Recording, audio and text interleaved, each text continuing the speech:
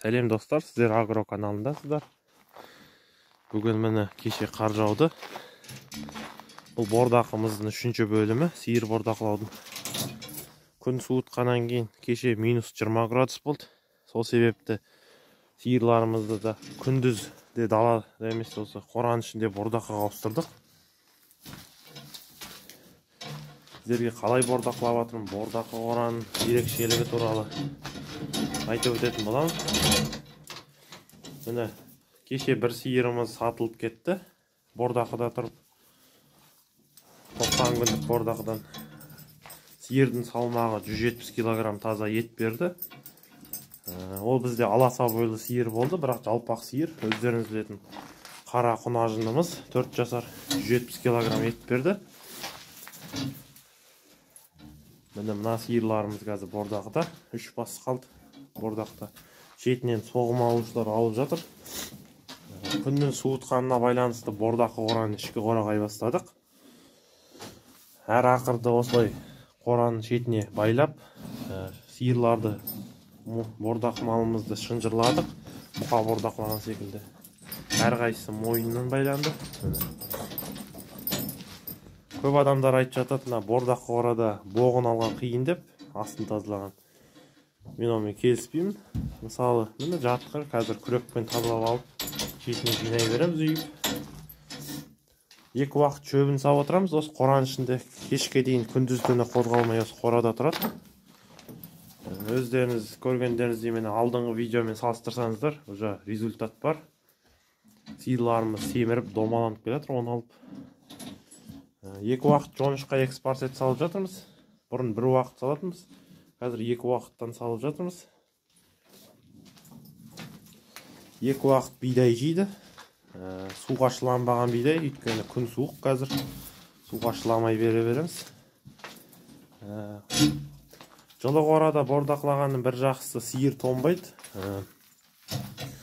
Мысалы, сіздер суық далада бордақласаңыздар, ол мал тонып түске дейін шөп жемей, жеген шөбінің энергиясының бәрі өз денесін жылытқанға кетіп қалады. Сол себепті осылай жылы қорада бордақлаңыздар. Бордақыны бір жағынан астыда кебу болады, ары бері қозғалыста болмайды. Бір орында тұрып бордақланып семіреді. Мынау міне 4 жасар дөнежін сиырымыз. Бұл бордақыда болған 2,5 айдан асты. Алдыңғы видеомен салыстырсаңыздар, өзі результат келе жатыр. Арқасы тегістеліп, 2 жамбасы толып, жақсы болып келе жатыр. Бұл қора негізі сиыр байлайтын қора болған, жаздық. Біз оны бордақы қора жасап жердік. 1 сағаттың ішінде сиыр байлайтын загондардың ортасына ақырларды алып кеп кигізіп, содан осылай бордақы байлап жатырмыз.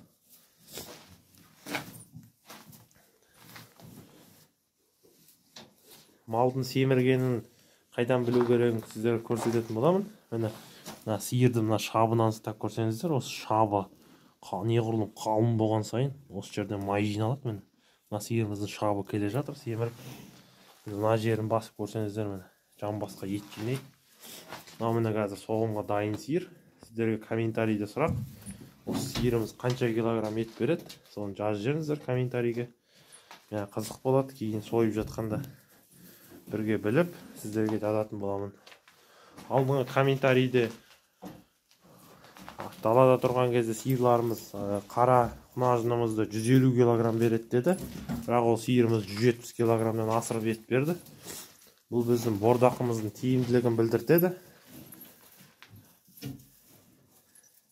Күндіз біз осылай бордақлаймыз. Біздің пискалақ қорамыз. Сырты іші сыланбаған. Есігін жапсаңыздар, кәдімгідей жылы болады. Есігі жабылады. Терезелер ол вентиляцияға постоянно ашық тұрады бордақы кезінде.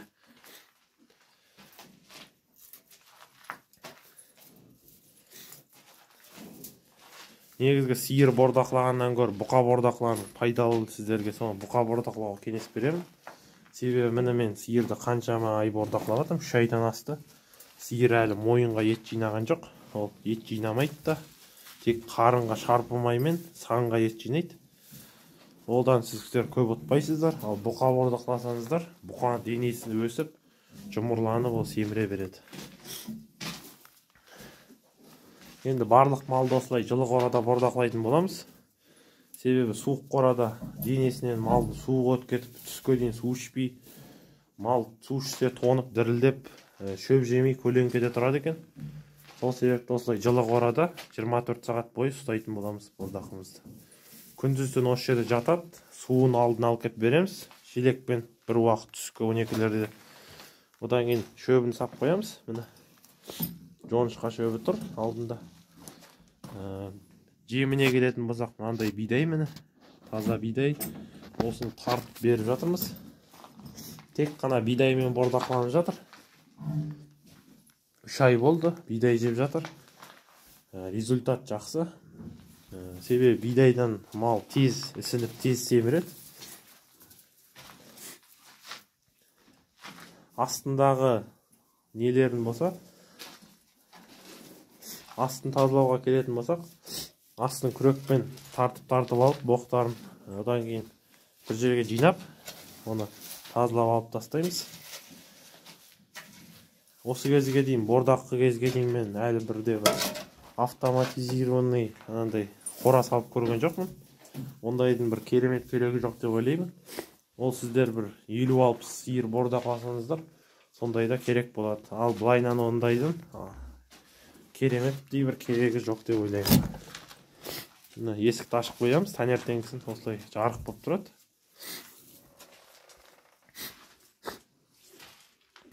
Көп комментарийде адамдар сұрап жатады, малыңыздың асты қалай суық өтпейді, қалай сызбамайды дейді. Соны қазір сіздерге көрсетемін. Міне астын қазып көрсеңіздер, астында құм жатыр. Ең бірінші топырақ өзінің естественный. Оның үстіне құм себеміз. Оның сыртынан құм суық болғандықтан, оның сыртынан осындай қойдың қордасын, шіріген топырақ сондай салып қоямыз. Ол әрдайым жылы болады, сыз өткізбейді. Ал осы астына сүйген кезде, құмның астына сідігі өтіп, малдың ары қарай фильтрация болып, жердің астына сіңіп кетеді. Солай малдың асты су болмайды. Далада бордақлаған кезде малдарымыз түскі уақытта шөп жемей тұратын. Қазір міне күндіз түні алдында 24 сағат шөп тұрады. Түнде де салып қоямын осы шөпті. Күніне 2 уақыт салам, кешке дейін, таңға дейін осы шөбін сағырлап жеп қояды. Сосын сіздерге бордақының алдында, бордақы басталмастан бұрын малды дәрімен егуге кеңес беремін. Малдың үсті бит десе, мысалы бордақыларымыз біздің бит деп жатыр. Кейбіреу үсті қышынып, қасынып, мойнын қасып, ол стин анығылатады сөйтіп. Сол себепті мал бордақламастан бұрын малдарыңызға ивермек или екамектин, ашивер дәрісі секілді бит сіркеге қарсы дәріні салуға кеңес беремін. Бит кеңес онда бордақы малына жоламайды. Ол малда қышынбай тез семіреді, жүні тез көтеріледі дейді ғой, сол сияқты. Еті де бар жақсы болып, кейін тез ет жинайды. Ақырларымыз әртүрлі ақырлар. Біреу ағаштан жасалған, біреу терезенің шеткі каркасынан жасалған ақыр, міне қолдан жасалған. Мына ақырымыз темір ақыр. Бұл бетонның ақыры, бетон көтеретін стройкада содан жасап қойдық. Шынжырымызға келетін болсақ, сиырдың күшіне, тартқан күшіне үзіп кетпейтіндей қылып, мықтап әртүрлі шынжырмен бекітіп қойдық. Ақсу ауданы бойынша мал іздеген адамдар болса, осы видеоны көріп отырған адамдар болса, менің номеріме хабарласып біле аласыздар. Осы малдарды қалай алуға болады? Комментарийге өздеріңіз номерларыңызды тастап кетіңіздер. Ақсу ауданы бойынша алуларыңызға болады. Бұл малдар Ақсу ауданы бойынша тұр. Группаларға салынып жатыр. Міне өздеріңізде 4-5 видео салдым осы малға қатысты. Қалай бордақланып жатыр? Барлығы таза бордақы көріп жүрсіздер. Осындай керемет соғымды алып қалуға кеңес беремін сіздерге. Міне қазір басында 8 басты бордақлап бастағам. Міне 3 бас қалды. Ақырындап бірінен кейін бірі бордақланып келе жатыр.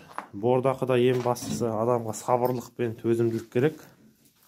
Сол екеуі бар адам бордақыда 100% ұтады.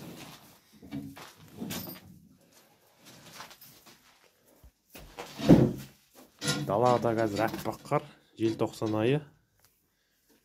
Бүгін желтоқсан 11-і. Малдың бәрі үйде тұр міне. Өздеріңіз көргендей. Дала суық, минус 22 градус болып тұр қазір. Ал мына бордақы қораның ішінде күн жып-жылы. Себебі сиырдың демімен барлығы жылып тұрады. Бұлар жатады, дем алады, шөбін жейді, суын ішеді. Bir қалыпты массыз жинайды осылай. Сол себепті малды бордақы кезінде бірінші осы астын жылы ұстаңыздар. Астына жылы төсеңіздер, шөбін жақсылап беріңіздер, жемін ақ бидайдан беріңіздер. Онда сіздердің малдарыңыз осындай семіз болады. Достар, осымен видео аяқталды.